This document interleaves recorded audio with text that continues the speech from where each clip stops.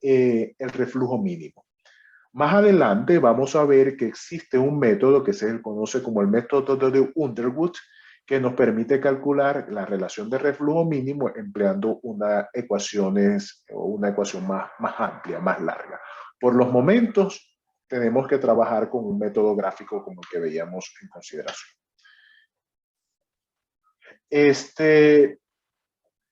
¿Cómo es ese método gráfico? ¿Okay?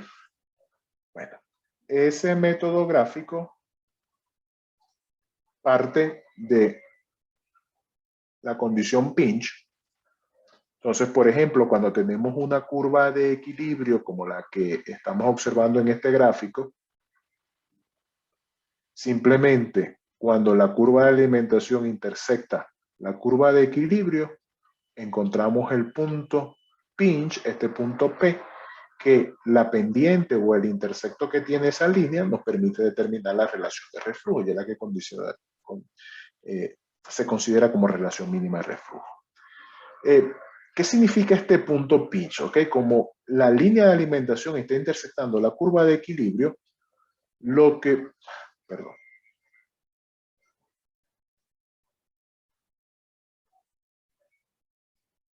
en la práctica lo que está ocurriendo es que esa zona pinch se encuentra cercana a la zona de la alimentación. ¿Qué implica que se encuentra cercana a la zona de alimentación? Que cuando se analizan perfiles de composición a lo largo de la columna, en esos perfiles de composición a lo largo de la columna vamos a encontrar una zona de composición constante que se encuentran adyacentes a la alimentación, es decir, una fracción de la columna donde las composiciones no varían, una fracción que realmente es muy pequeña, pero donde las composiciones permanecen constantes. Eso va a tener implicaciones en el balance de materia porque eso nos va a llevar a un sistema que se conoce como sistema donde todos los componentes se van a distribuir. Es decir, que todos los componentes, en este caso nuestra mezcla binaria, van a estar presentes tanto en el destilado como en el fondo, en diferentes proporciones, pero van a estar presentes. Cuando la curva de equilibrio cambia, y ahora tenemos que hay curvas que tienen una inflexión como esta que encontramos acá, ya no podemos aplicar la misma metodología para encontrar el punto pinch. Y no la podemos aplicar por la simple condición de que si buscásemos la prolongación, fíjense, esta es la línea de alimentación. Si yo busco este punto aquí donde se intersecta y parto de mi composición del destilado a cortar ese punto, lo que ocurre es que hay una zona de la línea de operación, toda esta zona de hecho, que se encuentra ¿qué? Por encima de la curva de equilibrio. Y eso es imposible. No podemos ir más allá del equilibrio. Por eso es que cuando estamos en este tipo de mezcla, por decirlo así, porque realmente la condición de equilibrio, la curva de equilibrio está definida por las características de las mezclas a la presión y a la temperatura a la cual estamos diseñando, no podemos entonces buscar una zona pinch en la alimentación, sino que el punto pinch se encuentra por encima de la alimentación. Fíjense que este es el punto de alimentación y ahora el punto pinch está acá. ¿Y cómo encontramos ese punto pinch? Con un punto de tangencia. O sea, buscamos el punto donde la línea de la sección de rectificación corta únicamente en un punto a la línea de equilibrio. Y ese punto de tangencia que llamamos punto pinch nos permitirá entonces encontrar cuál es la relación de reflujo. Y nos permite encontrar la relación porque una vez más, esto es X D, R mínimo más 1, o esta pendiente M es R mínimo sobre R mínimo más 1. O sea, o determinamos la pendiente de la línea o el intersecto, en ambos casos corresponderá a una relación mínima de reflujo. El caso es que ahora tenemos que buscar un punto de tangencia por la inflexión de la curva. ¿Qué significa esto físicamente? Bueno, que por encima de la etapa de la alimentación habrá una zona donde las composiciones de los compuestos en esa sección de la columna será aproximadamente constante. Y cuando esto ocurre en sistemas multicomponentes, vamos a ver más adelante que esto corresponde a una separación tipo clase 2, y eso significa que algunos de los compuestos no se encuentran en una concentración apreciable en alguna de las corrientes de producto. Eso es lo que se conocería como un sistema donde los productos no se encuentran totalmente distribuidos como tal.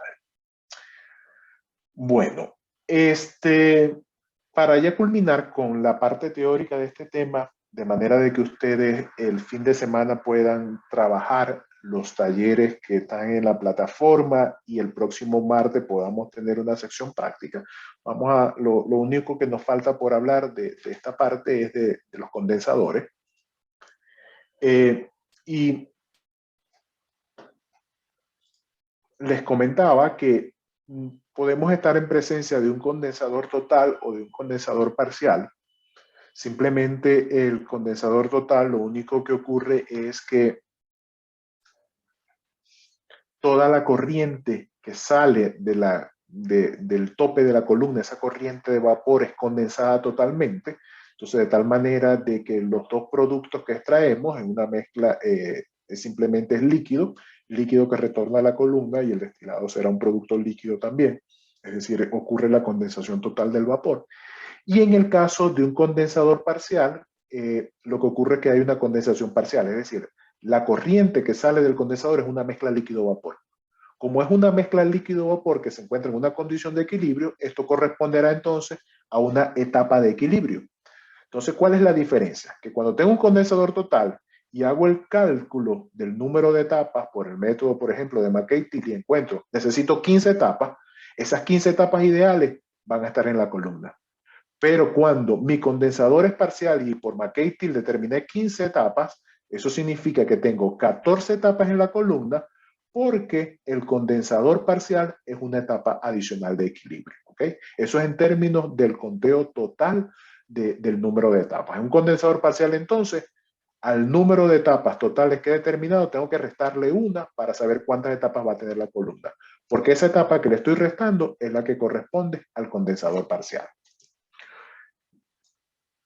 Esto es teóricamente hablando, ¿ok? Cuando vayan a trabajar con simuladores de proceso hay que tener mucho cuidado, porque los simuladores de procesos para resolver los algoritmos utilizan otras definiciones, y no significa que sea así, significa que ellos quite uno, sume uno, indiferentemente del condensador que tenga. Es decir, ellos no hacen esta discriminación para efectos de calcular. Nosotros, para efectos de calcular, para efectos de diseño, el ingeniero debe de interpretar si el condensador constituye o no una etapa de equilibrio.